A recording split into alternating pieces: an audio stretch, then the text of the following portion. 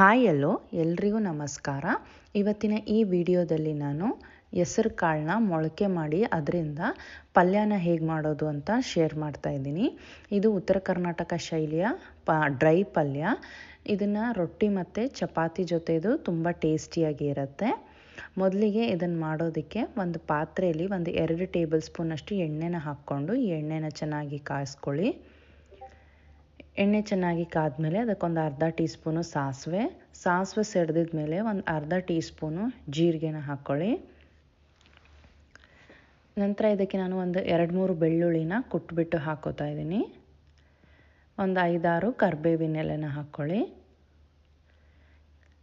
ಈ ಬೆಳ್ಳುಳ್ಳಿ ಒಂದು ಸ್ವಲ್ಪ ಫ್ರೈ ಆಗಬೇಕು, ಎಣ್ಣೆಯಲ್ಲಿ ಸ್ವಲ್ಪ ಕೆಂಪಗಾಗಬೇಕು, ಅಷ್ಟು ಇದನ್ನ ಫ್ರೈ ಮಾಡಿಕೊಂಡು ನಂತರ ಇದಕ್ಕೆ ನಾನು ಒಂದು ಕಟ್ ಮಾಡ್ಕೊಂಡಿರೋ ಈರುಳ್ಳಿ ಮತ್ತು ಒಂದು 3-4 ಹಸಿಮೆಣ್ಸಿನ್ಕಾಯಿ, ನಿಮಗೆ ಖಾರಕ್ಕೆ ಎಷ್ಟು ಬೇಕೋ ಅಷ್ಟು ಹಸಿಮೆಣ್ಸಿನ್ಕಾಯಿನ ಹಾಕ್ಕೊಂಡು ಫ್ರೈ ಮಾಡ್ಕೊತಾ ಇದ್ದೀನಿ.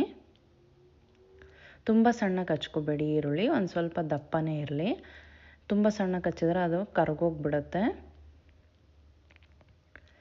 ಈ ಒಂದು 3-4 ನಿಮಿಷ ಎಣ್ಣೆಯಲ್ಲಿ ಚೆನ್ನಾಗಿ ಈರುಳ್ಳಿನ ಫ್ರೈ ಮಾಡ್ಕೊಳ್ಳಿ. ಹೆಸರು ಕಾಳನ್ನ ರಾತ್ರಿ ಎಲ್ಲ ನೆನೆಸ್ಬಿಟ್ಟು ನೀರನ್ನ ತೆಗೆದುಬಿಟ್ಟು ಒಂದು 2 ದಿವಸ ಆದರೂ ಚೆನ್ನಾಗಿ ನೀವು ಒಂದು ಬಟ್ಟೆಯಲ್ಲಿ ಅಥವಾ ಒಂದು ಬಾಕ್ಸಲ್ಲಿ, ಟೈಟಾಗಿರೋ ಬಾಕ್ಸಲ್ಲಿ ಕಟ್ಬಿಟ್ಟಿಟ್ರೆ ಮೊಳಕೆ ಬರುತ್ತೆ. ಈ ಮೊಳಕೆನ ಹೇಗೆ ಮಾಡೋದು ಅಂತ ನನ್ನ ಸ್ಪ್ರೌಟ್ ಸ್ಯಾಲಡ್ ವಿಡಿಯೋದಲ್ಲಿ ಇದೆ, ಲಾಸ್ಟಲ್ಲಿ ಲಿಂಕ್ ಮಾಡಿರ್ತೀನಿ, ಚೆಕ್ ಮಾಡ್ಕೊಳ್ಳಿ.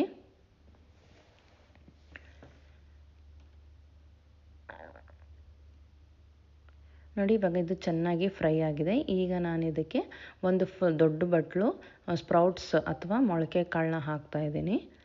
ಇದನ್ನ ಹಾಕಿ ಚೆನ್ನಾಗಿ ಫಸ್ಟ್ ಎಣ್ಣೆಯಲ್ಲಿ ಒಂದು 2 ನಿಮಿಷ ಫ್ರೈ ಮಾಡ್ಕೊಳ್ಳಿ. ನೀರು ಹಾಕಿ ಬೇಯಿಸೋಕ್ಕಿಂತ ಮುಂಚೆ ಇಷ್ಟನ್ನೇ ಫಸ್ಟು ಎಣ್ಣೆಯಲ್ಲಿ ಚೆನ್ನಾಗಿ ಫ್ರೈ ಮಾಡ್ಕೊಳ್ಳಿ.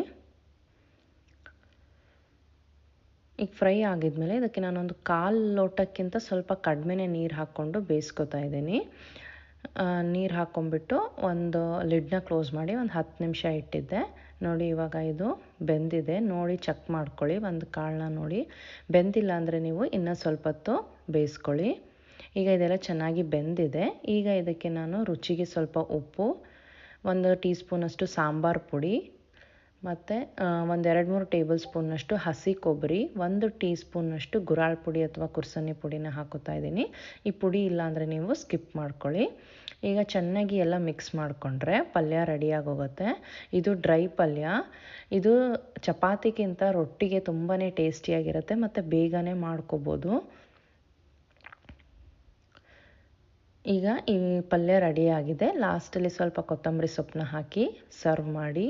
ಈ ರೆಸಿಪಿ ಇಷ್ಟ ಆದರೆ ನಿಮ್ಮ ಫ್ರೆಂಡ್ಸ್ ಆ್ಯಂಡ್ ಫ್ಯಾಮಿಲಿ ಜೊತೆ ಶೇರ್ ಮಾಡಿ ಮತ್ತು ಈ ಚಾನಲ್ಗೆ ಲೈಕ್ ಮತ್ತು ಸಬ್ಸ್ಕ್ರೈಬ್ ಮಾಡ್ಕೊಳ್ಳಿ. ಇನ್ನು ನನ್ನ ಬೇರೆ ರೆಸಿಪೀಸ್ ನೀವು ನೋಡಬೇಕು ಅಂದರೆ ಸ್ಕ್ರೀನ್ ಮೇಲೆ ಬರ್ತಾ ಇರೋ ಲಿಂಕ್ನ ಕ್ಲಿಕ್ ಮಾಡಿದರೆ ನೀವು ಆ ರೆಸಿಪೀಸ್ನ ಕೂಡ ನೋಡ್ಕೋಬೋದು. Thank you.